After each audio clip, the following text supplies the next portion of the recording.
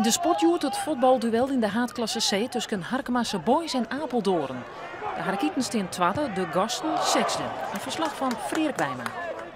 En Harkemasse Boys is de boppelissende partij in die eerste minuten. Maar hier dan toch wat zoeterig balverlies.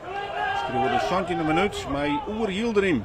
In die de ex-voetballer van Heerenveen met deze paas. En die bereikt Steven van S.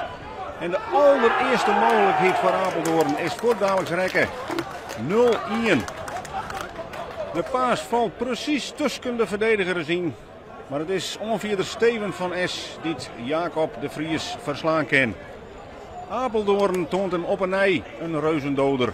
Ze zullen zelf net verder komen als de middenmoord in de competitie. Maar ze wonnen gelijk zo 2 keer van koprenner ACV. En hier nog een grote mogelijkheid. En weer voor Steven van S. Voorlans. Ja, in deze fase is Harkema een beetje minder scherp. En Apeldoorn wacht geduldig op een kansjes. Dan vlak voor de skoft. Heine Uldriks met een gevaarlijk schot. Maar dat wordt weer blokt. En zo blijft het 0-1 bij het skoft. In de tweede helft maar de Harkieten op jacht naar de ontsluitingstreffer. Daar het schot van Arton Musliu. En dat is te heeg.